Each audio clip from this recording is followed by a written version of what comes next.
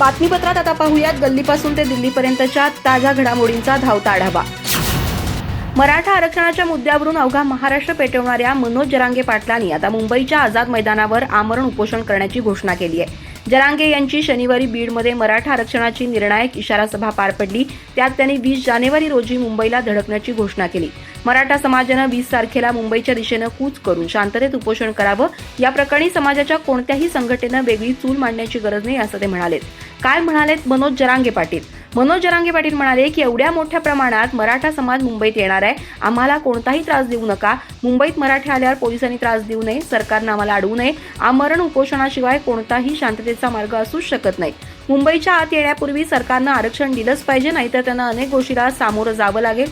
मराठ्यांच्या संघटनांनी कोणीही स्वतंत्र आंदोलन करायचं नाही, नाटकं बंद करा, मराठ्यांच्या सोबत राहा असा इशारा देखील मराठा संघटनांना जरांगे पाटील यांनी दिला।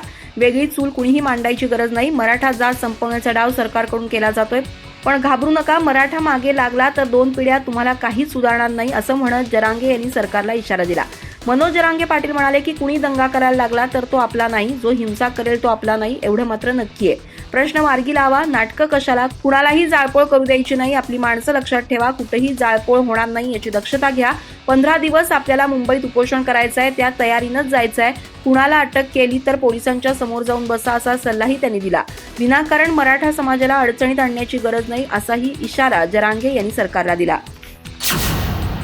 भाजपनं सत्तेचा सर्रास गैरवापर सुरू केलाय। जे विरोधात आवाज उठवतात त्यांच्यावर ईडीची कारवाई केली जाते। भाजपसोबत तेच नेते जेव्हा जातात तेव्हा ते भ्रष्टाचार मुक्त होतात, जसे अजित पवार, छगन भुजबळ, प्रफुल्ल पटेल, नारायण राणे आदी दिग्गजांच्या नावांचा यात समावेश आहे। जनता हे सभा पाहत असून आगामी काळात भाजपला याची फळं चाखावी लागतील असा इशारा विधान परिषद विरोधी पक्षनेते अंबादास दानवे यांनी पत्रकार परिषदेत बोलताना दिला। नवाब मलिक जामिनावर बाहेर आले, अधिवेशनात ते सत्ताधाऱ्यांच्या बाजूला बसले होते। याबाबत प्रश्न उपस्थित केल्यानंतर फडणवीसांनी पत्र लिहून विरोध दर्शवला, तर अजित पवारांनी यावर पांघरून घालण्याचं काम केलं। अशाच प्रकारे सत्ताधारी भाजपनं सत्तेचा गैरवापर करून फोडाफोडीचं राजकारण केलं। त्यामुळे भाजपात संघ विचाराचे लोक बाजूला पडले असून व्यक्तिगत फायद्यासाठी गँग विचाराचा दुटप्पी भूमिका घेणारा पक्ष झाल्याचा प्रखर आरोप दानवेंनी केला। मंगल प्रभात लोढा यांच्या विरोधात ज्या काही तक्रारी आहेत ते त्यांच्या घरी जाऊन देणार असल्याचंही दानवे म्हणाले। लोकसभा जागा वाटपाबाबत पक्षप्रमुख उद्धव ठाकरे निर्णय घेणार असल्याचं सांगितलं। मनोज जरांगे पाटील यांच्या आंदोलनाला पाठिंबा आहे का, सरकारचं कुठं चुकतंय याबाबत प्रश्न विचारला असता दानवे म्हणाले की जरांगे पाटील यांना व्यक्तिगत पाठिंबा आहे, तर सरकार मराठा समाजाची शुद्ध दिशाभूल करतंय। मराठा आरक्षणाचा प्रश्न कायमस्वरूपी मार्गी लावायचा असेल तर 50% आरक्षणाची मर्यादा वाढवावी लागेल। त्यासाठी संसदेत निर्णय होणं गरजेचं आहे, त्यासाठी सरकार पाऊल उचलत नाही, त्याशिवाय हा प्रश्न मार्गी लागू शकत नसल्याचं ते म्हणाले। मनोज जरांगे पाटील यांची बीडमध्ये निर्णायक सभा झाली। यात त्यांनी छगन भुजबळ यांच्यावर जोरदार हल्लाबोल केला। जरांगेंच्या या टीकेला मंत्री छगन भुजबळ यांनी देखील प्रत्युत्तर दिलं। ते म्हणाले की कुठेतरी आज सभा झाली आणि माझ्यावर टीका केली गेली, पण माझ्यावर टीका केल्याशिवाय जरांगेंची सभा ऐकणार तरी कोण? मी अशा कोल्हेकोईला दाद देत नाही, मी असल्या दादागिरीला घाबरत नाही। एखाद्या वेळी जास्त घेतल्यामुळे जरांगेंच्या भाषणामध्ये दुहेरी भूमिका दिसली असं म्हणत भुजबळ यांनी जरांगेंना टोला लगावला। भुजबळ पुढे म्हणाले की आरे म्हटल्यावर कोणीतरी कारे म्हणणारच, मी त्यांच्या जन्मापासून राजकारणात आहे, माझ्यावर टीका केल्याशिवाय जरांगे यांची सभा कुणी ऐकणार नाही, हे तितकंच सत्य आहे। जरांगेंच्या भाषणात अर्ध लक्ष माझ्यावर होतं, तर अर्धे त्यांचे लेकरे वगैरे यात होतं। जरांगे भाषणात म्हणाले की बीडमधील लोकांची हॉटेल्स छगन भुजबळ यांनी स्वतःच जाळली आहेत, म्हणजे मी इथून जाऊन माझ्याच माणसांचे हॉटेल जाळणार का? तर दुसरीकडे भाषणात असं म्हणायचं की मराठ्यांच्या वाट्याला गेलात तर बीडला काय होतं ते लक्षात ठेवा असा इशाराही द्यायचा। म्हणजेच काय जरांगेंच्याच माणसांनी हे सर्व घडून आणलं असाच होतो ना, त्यामुळे मला जास्त यावर काही बोलायचं नाही असं म्हणत भुजबळ यांनी जरांगेंवर टीका केली। मनोज जरांगे पाटील यांनी मराठा आरक्षणासाठी 20 जानेवारीला मुंबईत आझाद मैदानावर आमरण उपोषण करणार असल्याचं जाहीर केलंय, तर आरक्षण घेतल्याशिवाय परतणार नसल्याचा इशारा त्यांनी राज्य सरकारला दिलाय। यावर मुख्यमंत्री एकनाथ शिंदे यांनी प्रतिक्रिया दिली आहे। ते म्हणाले की क्युरेटिव्ह पिटिशनमुळे सुप्रीम कोर्टात मराठा समाजाला न्याय मिळेल असं मला वाटतं। आता सुप्रीम कोर्टाचा निर्णय झालाय, क्युरेटिव्ह पिटिशन 24 जानेवारीला कोर्ट ऐकणार आहे। ही याचिका फेटाळेल असं म्हटलं जात होतं, पण सुप्रीम कोर्ट हे ऐकणार आहे, त्यामुळे मराठा समाजासाठी मोठा दिलासा आहे। 24 जानेवारीला वकिलांची तज्ज्ञ फौज बाजू मांडेल. मराठा समाज मागास कसा असेल हे सांगेल, परिस्थिती सांगेल. सुप्रीम कोर्टानं ज्या त्रुटी मांडल्या होत्या त्या दूर करण्याचं काम वकिलांची फौज करेल. मला वाटतं मराठा समाजाला न्याय मिळेल असा विश्वास मुख्यमंत्री एकनाथ शिंदे यांनी व्यक्त केलाय. दरम्यान मुख्यमंत्री एकनाथ शिंदे पुढे बोलताना म्हणाले की मागच्या मबिया सरकारनं सुप्रीम कोर्टात मराठा समाजाला मागास ठरवण्यासाठी जे पुरावे द्यायला हवे होते ते मांडले नव्हते, पण यावेळी निष्णात वकिलांची फौज बाजू मांडेल. तोपर्यंत सर्वांनी शांतता राखणं आवश्यक आहे. कायदा सुव्यवस्थेत शांतता राहिली पाहिजे. सर्व जाती धर्मांना माझं आवाहन आहे, सर्वांनी संयम राखावा. मराठा समाजाला नक्की न्याय मिळेल. क्युरेटिव्ह पिटिशन ऐकली जाणं ही जमेची बाब आहे. मराठा समाजाला आरक्षण मिळावं ही सर्वांची इच्छा आहे. सत्ताधारी, विरोधक, आंदोलक सर्वांना वाटतं मराठा आरक्षण मिळावं. सुप्रीम कोर्टात आम्ही बाजू मांडू. सर्वांनी शांतता राखावी. आगामी निवडणुकांमध्ये भाजप कुणालाही सोबत न घेता स्वबळावर शड्डू ठोकण्याची शक्यता आहे. 3 राज्यातील विधानसभा निवडणुकीत एक हाती विजय मिळाल्यामुळे भाजपला अशी राजकीय बुद्धी सुचल्याची चर्चा आहे. या प्रकरणी शिंदे आणि अजित पवार गटाचं ओझं दूर सारण्यासाठी संघ मुख्यालयात गुप्त हालचालींना मोठा वेग आल्याचा दावा केला जातोय. त्यातच भाजपने 3 राज्यात नव्या चेहऱ्यांना संधी दिल्यामुळे महाराष्ट्रातही त्याची अंमलबजावणी होण्याची शक्यता आहे. असं झालं तर भाजप नेते विनोद तावडेंसारख्या दुसऱ्या फळीतील नेत्यांची लॉटरी लागण्याची चिन्ह आहेत. विनोद तावडे यांचा राष्ट्रीय राजकारणात दबदबा चांगलाच वाढलाय. आगामी लोकसभा निवडणुकीच्या पार्श्वभूमीवर भाजप श्रेष्ठींनी तावडेंची निवडणूक रणनीती समितीच्या निमंत्रकपदी नियुक्ती केली आहे. तावडे यांची मोदी शहा यांच्याशी विशेष जवळीक वाढल्याचं हे द्योतक आहे.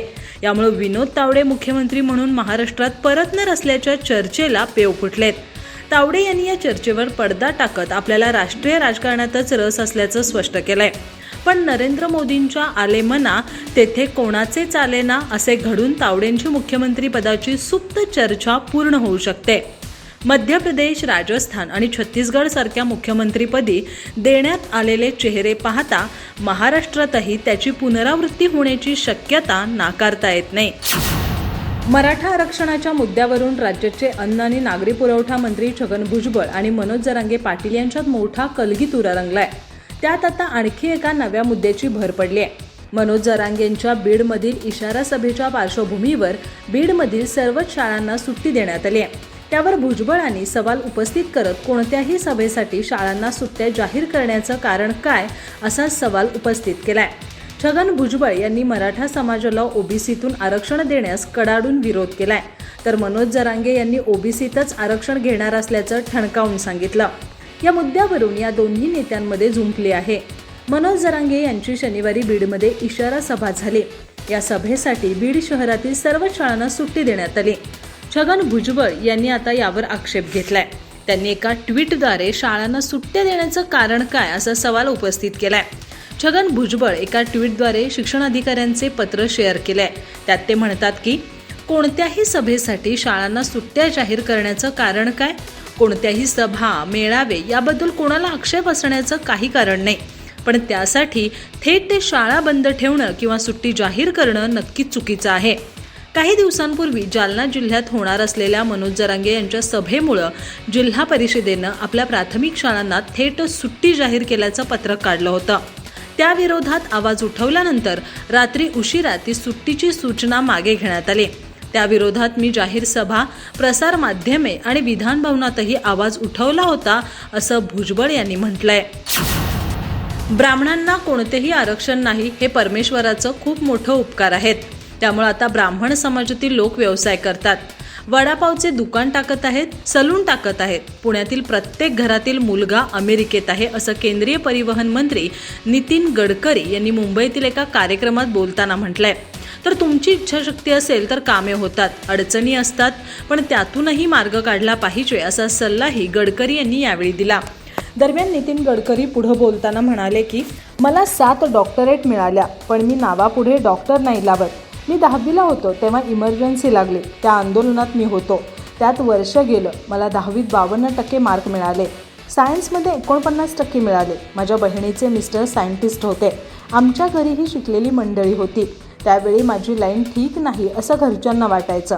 तेव्हा मी नोकरी मागणारा नाही तर नोकरी देणारा होईल असं सांगायचो. तेव्हा घरचे हसायचे. आपल्याकडे बँकेत किंवा शिक्षकांची नोकरी करतात. परमेश्वराने ब्राह्मणांवर खूप मोठे उपकार केले. त्यांना कोणत्याही प्रकारचं आरक्षण नाही, त्यामुळं ते वडापावचे दुकान टाकत आहेत. सलून टाकतायत. पुण्यातील प्रत्येक घरातील मुलगा अमेरिकेत गेलाय असं गडकरी यांनी म्हटलंय.